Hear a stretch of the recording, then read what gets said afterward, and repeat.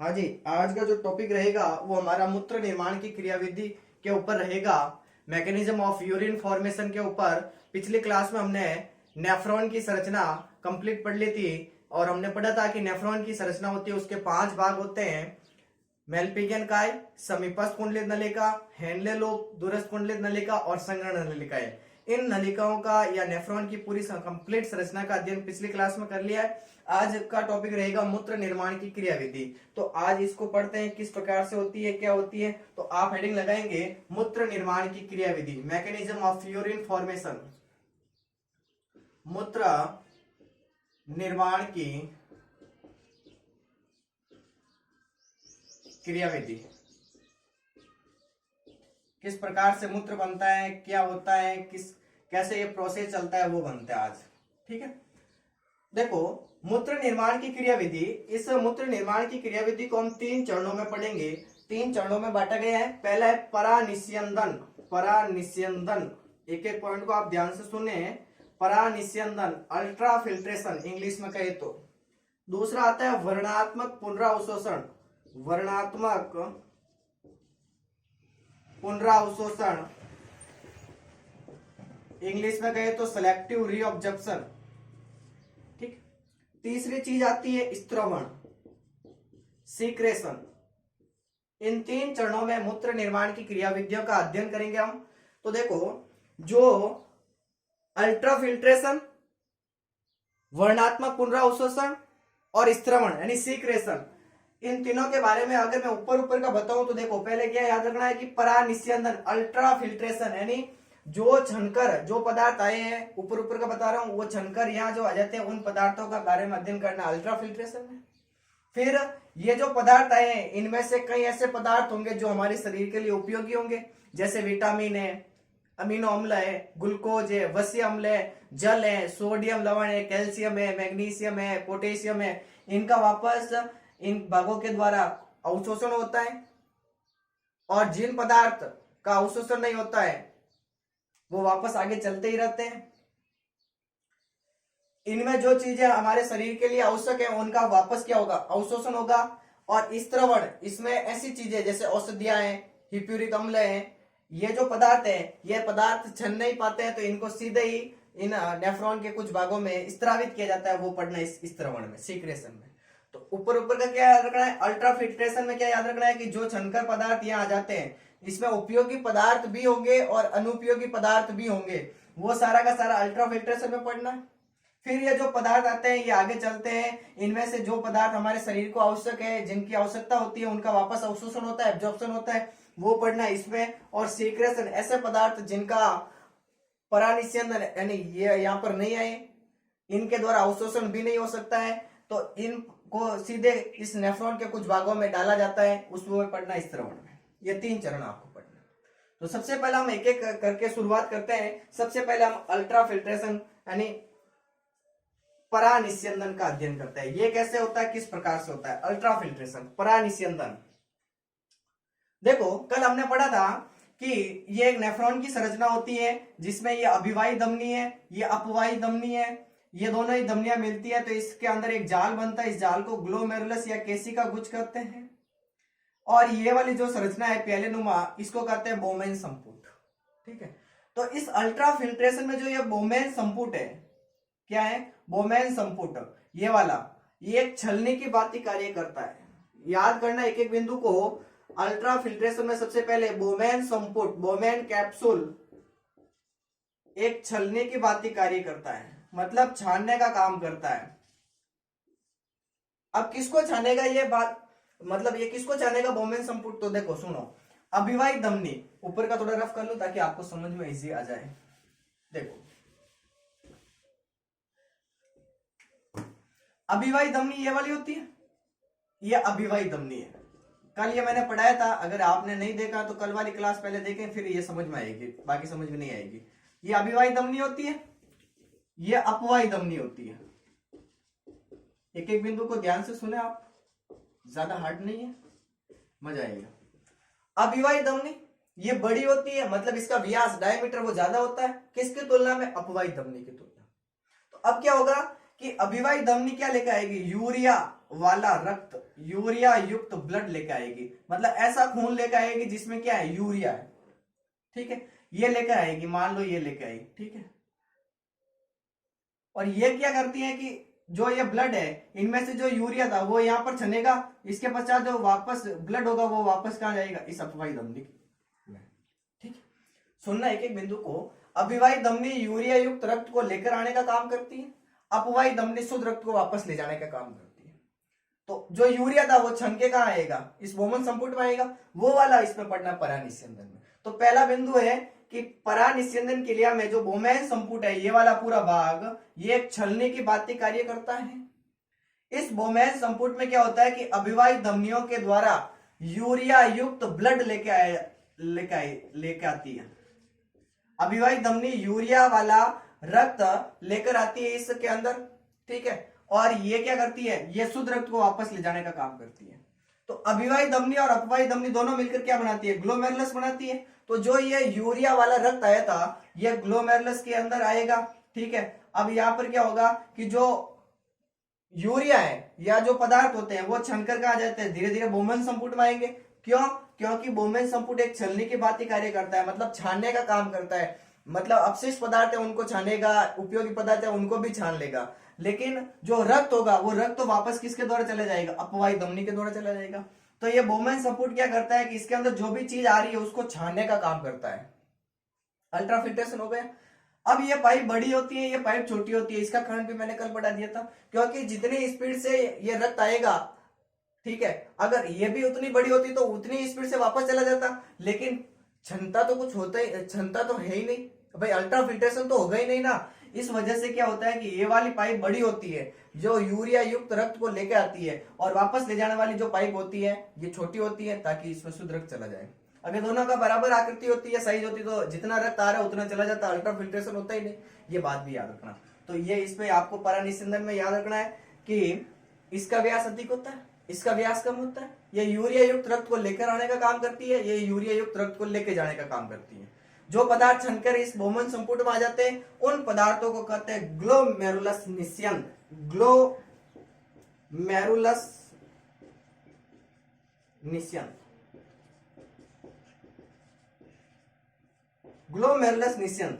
ये important question है, ये एग्जाम आता है कि ग्लोमेरुलस निस्यंद क्या है। तो जो पदार्थ छनकर इस बोमन संपुट में आ जाते हैं ना उन पदार्थों को कहते हैं ग्लोमेरुलस निस्यंद। देखो मैंने ये डायग्राम से बनाया कि ये जो मान लो ये पदार्थ छनकर आ गए इस बोमन संपुट में, तो ये वाले पदार्थ क्या कहलाते हैं, ग्लोमेरुलस निस्यंद कहलाते हैं। अब इस ग्लोमेरुलस निस्यंद के अंदर दो चीजें होती है, कितनी चीजें होती है, दो चीजें होती है। कुछ ऐसी चीजें होगी जो अनुपयोगी है और कुछ चीजें ऐसी होगी जो उपयोगी है। जैसे उपयोगी चीजें कौन कौन सी होती है, तो इसके अंदर विटामिन होंगे, जल होगा,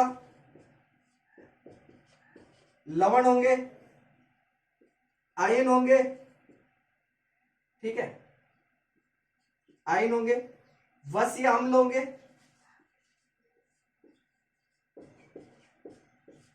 ठीक है। ये चीजें क्या है, ये तो उपयोगी है, मतलब हमारे शरीर को वापस चाहिए, ये उपयोगी चीजें भी आ जाएंगी। और इस ग्लोमेरुलस निस्यंद के अंदर अनुपयोगी चीजें क्या क्या होगी, यूरिया होगा, यूरिक अम्ल होगा और क्रिएटिन होगा। ये चीजें क्या होती है, अनुपयोगी, मतलब हमारे काम की नहीं है। तो हमें तो यही पढ़ना है कि जो चीज काम की नहीं है उसको आगे भेजना है, जो चीज काम की है वो वापस कौन से चरण में पढ़नी है, वर्णात्मक पुनरावसन, सेलेक्टिव रीऑब्जर्वेशन में वापस पढ़नी है। तो ये इस ग्लोमेरुलस निस्यंद के अंदर आपको क्या क्या रखना है याद, कि ये परीक्षा में सीधा क्वेश्चन आता है ग्लोमेरुलस निस्यंद क्या है। तो आपको याद करना होगा कि ग्लोमेरुलस में जो ग्लोमेरुलस से जो छनकर पदार्थ बोमन संपुट में आ जाते हैं, इसमें आ जाते हैं, इसको कहते हैं ग्लोमेरुलस निस्यंद। इस ग्लोमेरुलस निस्यंद में विटामिन, जल, sodium chloride, potassium, calcium, sodium, वसीय अम्ल आदि उपयोगी पदार्थ भी पाए जाते हैं, और यूरिया, यूरिक अम्ल और क्रिएटिन अनुपयोगी पदार्थ भी पाए जाते हैं इस ग्लोमेरुलस निस्यंद के अंदर। अब ये ग्लोमेरुलस निस्यंद एक्चुअली कैसे होता है, तो क्या होता है कि जब ये ग्लोमेरुलस के अंदर आते हैं, इसके अंदर आते हैं, तो इसके अंदर एक दाब उत्पन्न होता है जिसका नाम है EFT, शुद्ध प्रभावी निस्यंद दाब, शुद्ध प्रभावी निस्यंद दाब। इस दाब की वजह से यह छनने की क्रिया होती है। ठीक है, ब्लड आएगा, यहां से जाएगा, तो इनकी वजह से इस ग्लोमेरुलस के अंदर एक प्रेशर उत्पन्न होता है। इस प्रेशर का नाम है EFT, इसको हिंदी में कहते हैं शुद्ध प्रभावी निस्यंद दाब। इस दाब की वजह से यह अल्ट्रा फिल्ट्रेशन वाला प्रोसेस होता है। ये बात आपको याद रखनी है। अल्ट्रा फिल्ट्रेशन में कौन कौन सी बातें हैं, एक बार वापस दोहराएंगे। देखो, मूत्र निर्माण की क्रियाविधि आपको 3 चरणों में पढ़नी है। पहले है परानिस्यंदन, दूसरा है वर्णात्मक पुनरावशोषण और तीसरा है स्थिरवण। अल्ट्रा फिल्ट्रेशन, जिसको आप हिंदी में परानिस्यंदन कहते हो, इसमें क्या क्या याद रखना है कि परानिस्यंदन क्रिया में जो बोमेन संपुट है ये वाला, ये एक छलने की भांति कार्य करता है, मतलब छानने का काम करता है। इस बोमेन संपुट के अंदर अभिवाही धमनी यूरिया युक्त रक्त को लेकर आती है, अपवाही धमनी शुद्ध रक्त को वापस ले जाने का काम करती है। इसका व्यास अधिक होता है, इसका व्यास कम होता है। क्यों होता है ऐसा? क्योंकि जितना रक्त तेजी से आएगा उतना ही वापस चला जाएगा, तो अल्ट्रा फिल्ट्रेशन यानी छनने की क्रिया तो होगी नहीं, इस वजह से ये बड़ी होती है और ये छोटी होती है। ग्लोमेरुलस के अंदर क्या होगा, एक दाब उत्पन्न होता है, इस दाब का नाम है EFT, शुद्ध प्रभावी निस्यंद दाब। EFT याद कर लो, इसका पूरा नाम है हिंदी में शुद्ध प्रभावी निस्यंद दाब। इस दाब की वजह से क्या होगा, इसके अंदर छानने का काम यानी अल्ट्रा फिल्ट्रेशन होगा, और जो पदार्थ छनकर इस बोमन संपुट की गुहा में आ जाता है, इस पदार्थ को कहते हैं ग्लोमेरुलस निस्यंद, ग्लोमेरुलस फिल्टर कहते हैं। परीक्षा में प्रश्न आता है ग्लोमेरुलस निस्यंद क्या है, तो आपको लिखना है कि परानिस्यंदन क्रिया में जो पदार्थ छनकर बोमेन संपुट की गुहा में आ जाते हैं, यहां पर आ जाते हैं, उन पदार्थों को कहते हैं ग्लोमेरुलस निस्यंद। इस ग्लोमेरुलस निस्यंद में कुछ उपयोगी पदार्थ भी होते हैं। कौन कौन से उपयोगी पदार्थ होते हैं? विटामिन होता है, जल होता है, सोडियम क्लोराइड होता है, आयन होते हैं, वसीय अम्ल होते हैं आदि। ये तो है उपयोगी पदार्थ जो हमारे शरीर के लिए आवश्यक है। ये भी तो छन गए, तो ये पदार्थ उपयोगी है, मतलब हमारे शरीर को चाहिए, तो इनका वापस अवशोषण भी तो होना चाहिए। ये होता है सेकंड चरण में, जिसका नाम है वर्णात्मक पुनरावशोषण। और इसके अंदर क्या क्या होता है? यूरिया, यूरिक अम्ल और क्रिएटिन, ये पदार्थ होते हैं अनुपयोगी जो हमारे शरीर से बाहर निकालने होते हैं। ये आपको अल्ट्रा फिल्ट्रेशन वाले चरण में याद रखना है कि परानिस्यंदन में क्या होता है। हो गया। अब सेकंड चरण आता है वर्णात्मक पुनरावशोषण। ये वाला जो चरण है ये आपको अच्छी तरह से याद करना है, क्योंकि ये बड़ा है और इसके अंदर अलग अलग भागों से अलग अलग पदार्थों का अवशोषण होता है, और किस प्रकार से होता है, कैसे ये आइसोटोनिक, कैसे ये हाइपोटोनिक होता है, उसके बारे में अध्ययन करते हैं। ठीक है, देखो सेकंड चरण आता है वर्णात्मक पुनरावशोषण। वर्णात्मक पुनरावशोषण, जिसको आप इंग्लिश में सेलेक्टिव रीअब्जॉर्प्शन करते हो। सेलेक्टिव का मतलब तो जान ही गए ना, चयनित पदार्थ उनका वापस क्या होगा? रीअब्जॉर्प्शन यानी पुनरावशोषण, पुनरावशोषण होता है। अब इसमें क्या क्या याद करना कि इस ग्लोमेरुलस निस्यंद में, सुनना इसकी परिभाषा, इस ग्लोमेरुलस निस्यंद में जो चीजें उपयोगी होती हैं, अब उपयोगी कौन कौन सी है? ग्लूकोज है, वसीय अम्ल है, आयन है, सोडियम क्लोराइड है, और भी कुछ पदार्थ होंगे। ये पदार्थ उपयोगी होते हैं, इनका वापस क्या करना? ब्लड में पहुंचाना। उपयोगी पदार्थों को, उपयोगी पदार्थों को वापस कहां पहुंचाना? ब्लड में। उपयोगी पदार्थों को वापस कहां पहुंचाना? ब्लड में। क्या कहलाता है? वर्णात्मक पुनरावशोषण, सेलेक्टिव रीअब्जॉर्प्शन कहलाता है। ठीक है, अब इस वर्णात्मक पुनरावशोषण में ये वाला भाग होता है पीसीटी, मतलब एक एक बात को सुनना। नेफ्रॉन का पहला भाग पीसीटी, दूसरा है हेनले लूप, हेनले लूप, तीसरा है डीसीटी, और चौथा है संग्रहण नलिकाएं, कलेक्टिंग डक्ट। इन चारों भागों में से किस किस चीज का अवशोषण होगा वो पढ़ना है। पीसीटी में किसका अवशोषण होगा? हेनले लूप में किसका अवशोषण होगा? डीसीटी में किसका अवशोषण होगा? और संग्रहण नलिकाओं में किसका अवशोषण होगा वो पढ़ना है। मैं थोड़ा अलग पेन ले लेता हूं, तब तक एक बार आप इसको नोट आउट कर लो।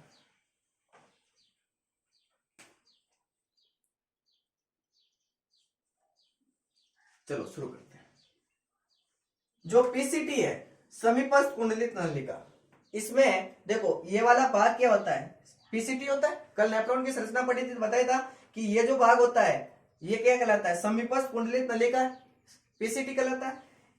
इस पीसीटी भाग में कल मैंने पढ़ाया था कि इसके अंदर माइक्रोविले पाए जाते हैं, सूक्ष्मांकुर पाए जाते हैं। एक एक बात को सुनना, अगर हम पीसीटी पढ़ रहे हैं तो इसको बाकी वाले को रफ कर लेता हूं।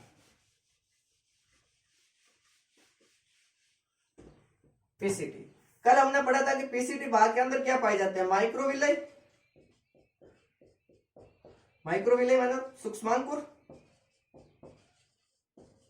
और ये क्या काम करते हैं, अवशोषण का काम करते हैं। और अवशोषण करने के लिए इनको जो ऊर्जा चाहिए वो ऊर्जा कहां से मिलती है, पीसीटी के अंदर क्या पाया जाता है, माइटोकॉन्ड्रिया। ये कल पढ़ाया था मैंने। तो इस वजह से, इन सूक्ष्मांकुरों की वजह से इस पीसीटी भाग में सर्वाधिक अवशोषण होता है। इस पूरे नेफ्रॉन की संरचना में सबसे ज्यादा अवशोषण किसी से पूछे ना, किससे होता है, तो वो पीसीटी से होता है। कितना होता है, लगभग 60 से 80%। 60 से 80% वापस पुनरावशोषण हो जाता है। मतलब जो चीजें चनकर इसमें आ गई थी ग्लोमेरुलस निस्यंद में से, इनमें से जो चीजें हमारे शरीर को चाहिए वापस, तो उन चीजों का वापस इसके द्वारा अवशोषण हो जाता है, लगभग 60 से 80%। ठीक है। अब कौन कौन सी चीजों का अवशोषण होता है, तो देखो इसके अंदर अमीनो अम्ल का अवशोषण हो जाता है, कैल्शियम आयन का अवशोषण हो जाता है, सोडियम का अवशोषण हो जाता है, पोटेशियम का अवशोषण हो जाता है, विटामिन और ग्लूकोज का अवशोषण हो जाता है। मतलब जितनी भी उपयोगी चीजें थी उनका वापस कहां हो रहा है, क्या हो रहा है, अवशोषण हो रहा है। कहां से हो रहा है, पीसीटी से हो रहा है। किसके द्वारा होता है, सूक्ष्मांकुरों के द्वारा होता है। किस विधि द्वारा होता है, सक्रिय अभिगमन विधि द्वारा। कौन सी विधि द्वारा अवशोषण होता है, सक्रिय यानी एक्टिव एब्जॉर्प्शन होता है, सक्रिय अभिगमन, एक्टिव, सक्रिय अभिगमन विधि के द्वारा इनका अवशोषण होता है। अवशोषण करने के लिए ऊर्जा इनको माइटोकॉन्ड्रिया प्रदान करता है। किस किस चीजों का पीसीटी में अवशोषण होता है, अमीनो अम्ल का, कैल्शियम का, सोडियम का, पोटेशियम का, ग्लूकोज का और विटामिन का। इन सब चीजों का लगभग 60 से 80% अवशोषण होता है, वो इस पीसीटी भाग में हो जाता है। कहां से हो जाता है, पीसीटी भाग में।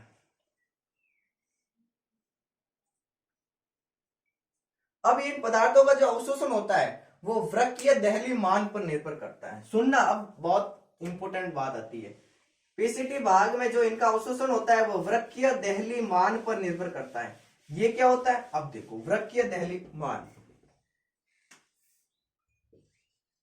वृक्कीय देहली मान, ये क्या होता है, तो ये होता है कि ब्लड में किसी पदार्थ की अधिकतम सांद्रता, कोई भी एक पदार्थ है उसकी ब्लड में ज्यादा से ज्यादा अधिकतम मात्रा, वो कहलाती है वृक्कीय देहली मान। किसी पदार्थ की, लिख लो परिभाषा, किसी पदार्थ की ब्लड में, किसी पदार्थ की ब्लड में अधिकतम सांद्रता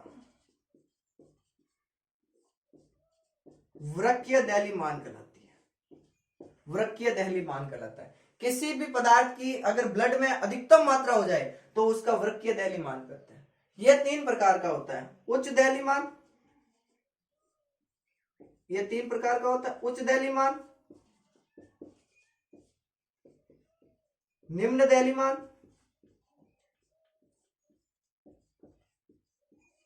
और तीसरा आता है अदेहली मान।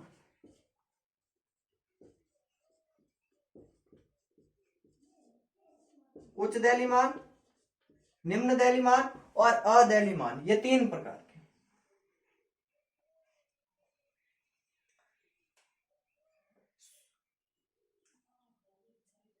उच्च देहली मान, इनमें किन किन का अवशोषण होता है, इसमें विटामिन और ग्लूकोज का, विटामिन और ग्लूकोज का, इनका पूरा अवशोषण हो जाता है उच्च देहली मान के द्वारा। निम्न देहली मान के द्वारा जल और खनिज लवण का पूरा अवशोषण हो जाता है, खनिज लवणों का। अदेहली मान में यूरिया, यूरिक अम्ल और क्रिएटिन, इनका अवशोषण नहीं होता है। ये बात याद रखना भाई साहब, यहां पर गई भैंस पानी में। ठीक है। उच्च देहली मान में विटामिन, वी यानी विटामिन और ग्लूकोज का पूरा अवशोषण हो जाता है। निम्न द्रव्यमान में जल और खनिज लवण का अवशोषण हो जाता है। अद्रव्यमान में यूरिया, यूरिक अम्ल और क्रिएटिन का अवशोषण नहीं होता है। बिंदु को ध्यान से सुनना कि वृक्कीय द्रव्यमान किसी पदार्थ की ब्लड में अधिकतम मात्रा, किसी पदार्थ की ब्लड में अधिकतम मात्रा या अधिकतम सांद्रता उसका वृक्कीय द्रव्यमान कहलाता है। ये 3 प्रकार का होता है, उच्च द्रव्यमान, निम्न द्रव्यमान और अद्रव्यमान। उच्च द्रव्यमान जिसके द्वारा विटामिन और ग्लूकोज का पूरा अवशोषण हो जाता है, पूर्ण अवशोषण होता है, कंप्लीट एब्जॉर्प्शन होता है। निम्न द्रव्यमान के द्वारा जल और खनिज लवणों का पूर्ण अवशोषण होता है। अद्रव्यमान के द्वारा यूरिया, यूरिक अम्ल और क्रिएटिन का अवशोषण बिल्कुल नहीं होता है। इस बिंदु को ध्यान से सुनना, नहीं होता है, मैंने ये बोला है। सेकंड बात आती है, पीसीटी में अवशोषण हो गया। अब पीसीटी के बाद में जो ये हेयरपिन के आकार वाला भाग होता है, इसको कहते हैं हेनले लूप।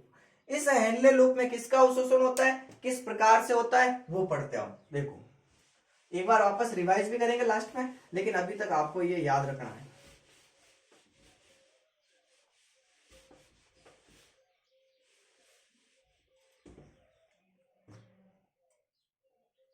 दूसरा आता है हेनले लूप में अवशोषण। हेनले लूप क्या होता है, कल बताया था कि यह हेयरपिन के आकार की संरचना होती है जिसमें 2 भुजाएं होती है। ये वाली आरोही भुजा होती है, ये वाली अवरोही भुजा होती है। अब हम पहले पढ़ेंगे हेनले लूप की जो आरोही भुजा है, इसमें किसका अवशोषण होता है। तो इसमें भी आप पहले लगाओ आरोही भुजा में अवशोषण। आरोही भुजा, इसकी जो आरोही भुजा है, मतलब ये वाली जो भुजा है, ये जल है ना, जल यानी वाटर के लिए अपारगम्य होती है। मतलब इससे जल का अवशोषण नहीं होता है। जल के लिए तो यह होती है अपारगम्य होती है। तो ये इसके द्वारा किसका अवशोषण होता है, तो इसके द्वारा सोडियम क्लोराइड का अवशोषण होता है। मतलब सोडियम क्लोराइड के लिए ये पारगम्य होती है। बस 2 बातें याद रखनी है कि हेनले लूप की जो आरोही भुजा होती है, ये जल के लिए अपारगम्य होती है, जबकि सोडियम क्लोराइड यानी इसके लिए, सोडियम क्लोराइड के लिए ये पारगम्य होती है। दूसरे हेनले लूप में आते हैं अवरोही भुजा। अवरोही भुजा में क्या होगा कि ये वाली जो भुजा है, ये वाली भुजा में क्या होगा कि इसमें जो ये भुजा है, ये जल के लिए तो पारगम्य होती है, जबकि आरोही भुजा जल के लिए अपारगम्य होती है, जबकि अवरोही भुजा जल के लिए पारगम्य होती है। ठीक है, और ये यूरिया के लिए भी क्या होती है, अपारगम्य होती है। सोडियम के लिए ये पारगम्य होती है। ये बातें आपको याद रखनी है। आरोही भुजा में जैसे जैसे ये विलयन नीचे जाता है, इस भुजा में जैसे जैसे ये विलयन नीचे जाएगा, ये विलयन हाइपोटोनिक हो जाता है। कैसा हो जाता है, हाइपोटोनिक। जबकि अवरोही भुजा में जैसे जैसे ये विलयन ऊपर जाएगा, तो ये विलयन कैसा हो जाता है, वापस हाइपरटोनिक हो जाता है। हाइपोटोनिक आरोही भुजा में, हाइपरटोनिक अवरोही भुजा में। ठीक है, ये बिंदु भी याद रखना। इसके बाद में आपको याद करना है कि डीसीटी, ये वाला जो भाग है, इसमें किसका अवशोषण होता है। तो जो डीसीटी भाग है, इस 3 नंबर वाला आईडी लगाओ, डीसीटी में अवशोषण। डीसीटी में जो अवशोषण होता है वो सोडियम और क्लोरीन का अवशोषण होता है। सोडियम और क्लोरीन का अवशोषण होता है। बाकी आपको पता है कि डीसीटी में सूक्ष्मांकुर नहीं पाए जाते, ज्यादा अवशोषण नहीं होता है, तो सिर्फ इन 2 चीजों का, मतलब सोडियम और क्लोरीन का अवशोषण होता है इस डीसीटी भाग में। और संगरण नलिकाएं जो 5वां भाग है, इसमें जल का अवशोषण होता है। ये बातें आपको इसमें याद रखनी है। तो देखो, सेकेंड चरण में हमने पढ़ा वर्णात्मक पुनरावशोषण, जिसे इंग्लिश में आप सिलेक्टिव रीअब्जॉर्प्शन कहते हैं। इसमें क्या होता है कि जो ग्लोमेरुलस निस्यंद होता है, उनमें से जो उपयोगी पदार्थ हैं, उन पदार्थों का नेफ्रॉन के विभिन्न भागों के द्वारा अवशोषण होता है। अब कौन से भाग में किस चीज का अवशोषण होता है वो पढ़ना है। जैसे ये वाला भाग पीसीटी होता है, ये वाला भाग हेनले लूप होता है, ये वाला भाग डीसीटी होता है, और ये वाला भाग संगरण नलिकाएं होती है। तो जो ग्लोमेरुलस निस्यंद है, इनमें से जो पीसीटी भाग है, इस पीसीटी भाग में सबसे ज्यादा अवशोषण होता है। लगभग इस पीसीटी भाग में 60 से 80% चीजों का अवशोषण हो जाता है, क्योंकि इसके अंदर अंगुलीनुमा संरचनाएं पाई जाती है, जिनको आप सूक्ष्मांकुर या माइक्रोविलय कहते हैं। और इनको अवशोषित करने के लिए जो ऊर्जा है, वो ऊर्जा इसके माइटोकॉन्ड्रिया के द्वारा प्रदान की जाती है। और इनका अवशोषण सक्रिय अभिगमन विधि द्वारा होता है। और इसमें किस किस चीजों का अवशोषण होता है, तो इसमें अमीनो अम्ल, कैल्शियम, सोडियम, पोटेशियम, ग्लूकोज और विटामिन, इन सबसे महत्वपूर्ण पदार्थों का पुनः अवशोषण इस पीसीटी भाग में हो जाता है। ठीक है, पीसीटी में अवशोषण हो गया। सेकेंड अवशोषण आता है इस हैंडले लूप में। तो हैंडले लूप में दो भुजाएं होती है, ये वाली होती है आरोही भुजा, आरोही भुजा। इस आरोही भुजा में क्या होता है कि ये जो भुजा होती है जल के लिए अपारगम्य होती है, जबकि सोडियम क्लोराइड के लिए ये पारगम्य होती है। ठीक है, जैसे जैसे इस आरोही भुजा में विलयन नीचे जाता है, विलयन हाइपोटोनिक हो जाता है। फिर अवरोही भुजा में अवशोषण किसका होता है, जल का होता है, यूरिया का नहीं होता है, सोडियम का भी अवशोषण नहीं होता है। तो अवरोही भुजा में जैसे जैसे विलयन ऊपर जाता है कैसा हो जाता है, हाइपरटोनिक हो जाता है। फिर अवशोषण होता है इस डीसीटी भाग में, डीसीटी में सोडियम और क्लोरीन का अवशोषण होता है। ज्यादा अवशोषण नहीं होता है क्योंकि इसके अंदर माइक्रोविले यानी सूक्ष्मांकुर नहीं पाए जाते। और इस संगरण नलिकाओं में किसका अवशोषण होता है, जल का अवशोषण होता है। इस प्रश्न में इस जो मूत्र निर्माण की क्रियाविधि है इसमें दो प्रश्न इंपॉर्टेंट है। पहला है ग्लोमेरुलस निस्यंद क्या है और दूसरा है वृक्कीय दहली मान क्या है। तो इन दोनों प्रश्नों को मैं वापस दोहरा रहा हूं, आप एक बार इसको नोट कर लेना। ग्लोमेरुलस निस्यंद में क्या याद रखना आपको कि ग्लोमेरुलस से जो छनकर पदार्थ बोमन संपुट की गुहा में आ जाते हैं उनको ग्लोमेरुलस निस्यंद कहते हैं। इसमें उपयोगी पदार्थ जैसे विटामिन, जल, ग्लूकोज, अमीनो अम्ल, सोडियम, पोटेशियम आदि आयन पाए जाते हैं। इसके साथ ही इसमें अनुपयोगी पदार्थ जैसे यूरिया, यूरिक अम्ल और क्रिएटिन भी होते हैं। ये आपको ग्लोमेरुलस निस्यंद में याद रखना है। जबकि वृक्कीय दहली मान में क्या याद रखना है कि किसी पदार्थ की ब्लड में अधिकतम सांद्रता उसका वृक्कीय दहली मान कहलाता है। ये तीन प्रकार का होता है, उच्च दहली मान, निम्न दहली मान और अदहली मान। उच्च दहली मान में क्या होगा, ग्लूकोज और विटामिन का पूरा अवशोषण होता है। निम्न दहली मान में जल और खनिज लवण का पूरा अवशोषण होता है। अदहली मान में यूरिया, यूरिक अम्ल और क्रिएटिन का अवशोषण बिल्कुल नहीं होता है। ठीक है, ये आपको याद रखना है। अब मूत्र निर्माण की क्रियाविधि में जो अंतिम चरण आता है वो आता है सीक्रेशन यानी स्त्रवण। तीन चरण बताए थे मैंने, वही है। तीसरा चरण आता है स्त्रवण। स्त्रवण का मतलब है सीक्रेशन, ऐसे पदार्थ जो छनकर नहीं तो आगे आए ना कोई बात। तो इनमें क्या होगा, कौन कौन से ऐसे पदार्थ है, जैसे औषधियां हो सकती है, मेडिसिन हो सकती है, औषधियां, हिप्यूरिक अम्ल हो सकता है, हिप्यूरिक अम्ल हो सकता है और आदि पदार्थ। ये क्या होते हैं, इनका न तो अल्ट्राफिल्ट्रेशन होता है ना इनका सेलेक्टिव रीअब्जॉर्प्शन होता है। तो ये क्या होता है कि इन पदार्थों को सीधे ही इन नेफ्रॉन के कुछ भागों में इनको डाला जाता है, सीधे ही इनको स्त्रावित किया जाता है। तो कौन कौन से भागों में इसका स्त्रवण होता है, तो इसका स्त्रवण या तो होता है पीसीटी में, या होता है डीसीटी में, या होता है हेनले लूप में। और जो अनुपयोगी पदार्थ होते हैं वो वापस इस मूत्र मार्ग से होते हुए मूत्र मार्ग से होते हुए शरीर से बाहर निकल जाते हैं मूत्र के रूप में। ठीक है, स्त्रवण यानी सीक्रेशन, ऐसे पदार्थ जो जिनका न तो परानिस्यंदन हुआ न इनका वर्णात्मक पुनरावशोषण हुआ है, इन पदार्थों को पीसीटी, डीसीटी और हेनले लूप में सीधे ही डाला जाता है। कौन कौन से पदार्थ हैं, जैसे औषधियां, हिप्यूरिक अम्ल आदि। जो अपशिष्ट पदार्थ या जो अनुपयोगी पदार्थ होते हैं वो मूत्र मार्ग से होते हुए शरीर से बाहर निकल जाते हैं मूत्र के रूप में। अब जो मूत्र है, इस मूत्र के बारे में पढ़ना है कि मूत्र क्या होता है, कैसे इसका पीएच होता है, कैसे रंग का होता है, वो पढ़ना है, नेक्स्ट क्लास में पढ़ेंगे। तो आज वाली क्लास में जो भी पढ़ा है मैं इसका रिवाइज करूंगा क्योंकि ये मूत्र निर्माण की क्रियाविधि बहुत इंपॉर्टेंट है और आपको एक एक बिंदु इसका ध्यान से सुनना और पढ़ना होगा। सुनो एक बार वापस कि जो मूत्र निर्माण की क्रियाविधि है, मैकेनिज्म ऑफ यूरिन फॉर्मेशन, ये तीन चरणों में होती है। पहला चरण आता है परानिस्यंदन, दूसरा आता है वर्णात्मक पुनरावशोषण और तीसरा आता है स्त्रवण। परानिस्यंदन जिसे आप इंग्लिश में अल्ट्राफिल्ट्रेशन कहते हो, इसमें क्या होता है कि जो ये बोमेन संपुट होता है ये एक छलनी की भांति यानी छानने की तरह कार्य करता है। इसमें एक अभिवाही धमनी और एक अपवाही धमनी होती है जो दोनों मिलकर इस बोमन संपुट की गुहा में एक जाल बनाती है। इस जाल को ग्लोमेरुलस या केशिका भुज कहते हैं। ठीक है, अभिवाही धमनी का व्यास अधिक होता है, अपवाही धमनी का व्यास कम होता है। ये यूरिया युक्त रक्त को लेके आने का काम करती है और ये शुद्ध रक्त को वापस ले जाने का काम करती है। ठीक है, ये इसका व्यास ज्यादा है, इसका व्यास कम है। क्यों? क्योंकि जितनी स्पीड से ब्लड आएगा, अगर ये पाइप भी उतना ही बड़ा हुआ तो उतनी स्पीड से वापस ब्लड चला भी तो जाएगा। तो अल्ट्रा फिल्ट्रेशन होगा क्या? परानिषेचन होगा क्या? नहीं होगा। इस वजह से क्या होता है कि जितनी ब्लड तेजी से यहाँ पर आ रहा है उतनी वापस स्पीड से वापस ब्लड नहीं जाता है, जिस वजह से इस ग्लोमेरुलस के अंदर एक दाब उत्पन्न होता है। इस दाब का नाम है EFT, शुद्ध प्रभावी निस्यंद दाब।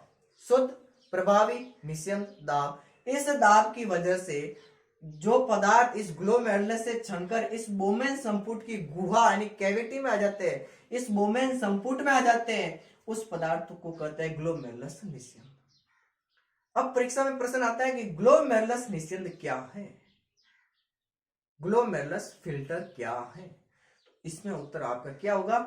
तो सुनो, ग्लोमेरुलस से जो छनकर पदार्थ बोमन संपुट की गुहा में आ जाते हैं उनको कहते हैं ग्लोमेरुलस निस्यंद। और इस ग्लोमेरुलस निस्यंद में उपयोगी पदार्थ व अनुपयोगी पदार्थ दोनों ही होते हैं। उपयोगी पदार्थ कौन कौन से? तो विटामिन है, जल है, ग्लूकोज है, वसी अम्ल है, आयन है, लवण है, ये सब उपयोगी पदार्थ है।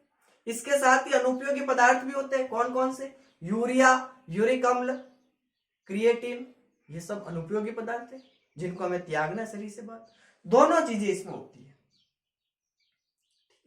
ये आपको अल्ट्रा फिल्ट्रेशन में याद रखना है।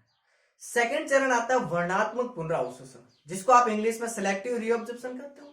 वर्णात्मक पुनरावशोषण में क्या होगा कि इस ग्लोमेरुलस निस्यंद में से जो उपयोगी पदार्थ है, जो हमारे शरीर को वापस चाहिए, उन उपयोगी पदार्थों को वापस कहां पहुंचाना? ब्लड के अंदर, खून के अंदर, रक्त के अंदर, रुधिर के अंदर पहुंचाना क्या कहलाता है? वर्णात्मक पुनरावशोषण। अब नेफ्रॉन के पीसीटी भाग, हेनले लूप, डीसीटी भाग और संग्रहण नलिकाएं, इन सब पदार्थों में किसी न किसी चीज का अवशोषण होगा। तो इन चारों भागों को अलग अलग से पढ़ना पड़ेगा। तो पहला है इसमें पीसीटी में पुनरावशोषण। पीसीटी में पुनरावशोषण में क्या क्या याद रखना है कि जो पीसीटी भाग है, इस पीसीटी भाग में माइक्रोविले यानी सूक्ष्मांकुर पाए जाते हैं। सूक्ष्मांकुर पाए जाते हैं मतलब अवशोषण का काम करते हैं। अवशोषण करने के लिए जो इनको ऊर्जा चाहिए वो इनके अंदर पाए जाने वाले माइटोकॉन्ड्रिया के द्वारा प्रदान की जाती है। सक्रिय अभिगमन विधि द्वारा इनका अवशोषण होता है। लगभग 60 से 80% पदार्थों का पुनरावशोषण इस पीसीटी भाग में हो जाता है। किस किस पदार्थ का अवशोषण होता है? तो अमीनो अम्ल का होता है, calcium, sodium, potassium, glucose, vitamin आदि पदार्थों का, जो मोस्टली हमारे शरीर को चाहिए, उनका वापस अवशोषण इस पीसीटी भाग से ही हो जाता है। इसमें एक शब्द आता है वृक्कीय दहली मान। क्या है वृक्कीय दहली मान? होता है कि किसी पदार्थ की ब्लड में अधिकतम सांद्रता, उसका वृक्कीय दहली मान कहलाता है। यह 3 प्रकार का होता है: उच्च दहली मान, निम्न दहली मान और अदहली मान। उच्च दहली मान जिसमें ग्लूकोज और विटामिन का पूरा अवशोषण होता है। निम्न दहली मान में जल और खनिज लवण का पूरा अवशोषण होता है। अदहली मान में यूरिया, यूरिक अम्ल और क्रिएटिन का अवशोषण नहीं होता है। शब्द याद रखना, नहीं होता है पीछे, ये बात है आपको पीसीटी में याद रखनी। सेकंड अवशोषण होता है हेनले लूप में। तो हेनले लूप में 2 भुजाएं होती है। ये वाली भुजा आरोही भुजा होती है, ये वाली अवरोही भुजा होती है। तो इस भुजा में अलग चीज का अवशोषण होगा, इसमें अलग का अवशोषण होगा। पहला हेडिंग है आरोही भुजा में अवशोषण। आरोही भुजा क्या होती है कि जल के लिए अपारगम्य होती है, जबकि सोडियम क्लोराइड के लिए पारगम्य होती है। इस वजह से जैसे जैसे विलयन आगे जाएगा इस आरोही भुजा की अंदर की ओर जाएगा, नीचे की ओर, तो विलयन हाइपोटोनिक हो जाएगा। और अवरोही भुजा में क्या होगा? अवरोही भुजा जल के लिए पारगम्य होती है, जल अंदर जाएगा। यूरिया, सोडियम के लिए अपारगम्य होती है। तो अवरोही भुजा में जैसे जैसे विलयन ऊपर जाएगा ये कैसा हो जाएगा? हाइपरटोनिक हो जाएगा, हाइपरटोनिक। फिर डीसीटी में अवशोषण में क्या याद रखना है कि डीसीटी भाग है ना, इसमें माइक्रोविले यानी सूक्ष्मांकुर नहीं पाए जाते हैं, ज्यादा अवशोषण नहीं होता है। किसका अवशोषण होता है? सोडियम और कैल्शियम। संग्रहण नलिकाएं जिसमें सिर्फ जल का अवशोषण होता है, जो अपशिष्ट पदार्थ है वो मूत्र मार्ग के द्वारा आगे शरीर से बाहर। और हमने यही पढ़ा था कि मनुष्य एक यूरियोटैलिक जंतु है, अतः उसके मूत्र में क्या पाया जाता है? यूरिया पाया जाता है। तो हम मूत्र के रूप में किसका उत्सर्जन करते हैं? यूरिया का उत्सर्जन करते हैं। किसका उत्सर्जन करते हैं? यूरिया का। अब मूत्र निर्माण की क्रियाविधि में जो तीसरा चरण आता है वो होता है स्त्रवण, सीक्रेशन। ऐसे पदार्थ जिनका न तो अल्ट्राफिल्ट्रेशन हुआ, न इनका सेलेक्टिव रीअब्जॉर्प्शन हो सकता है, उन पदार्थों को नेफ्रॉन के कुछ ऐसे भाग है जिसके अंदर सीधे डाला जाता है, सीधे उसके अंदर फेंका जाता है। कौन कौन से पदार्थ? या तो औषधियां हो सकती है, या इप्यूरिक अम्ल हो सकता है। किसके अंदर डाला जाता है? पीसीटी के अंदर डाल सकते हो, डीसीटी के अंदर डाल सकते हो, हेनले लूप के अंदर डाल सकते हो। यह है मूत्र निर्माण की क्रियाविधि। थोड़ा हार्ड भी है, लेकिन कुछ ज्यादा हार्ड तो है नहीं, लेकिन आप पढ़ोगे तो याद हो जाएगा। ऑल द बेस्ट आज की क्लास के लिए।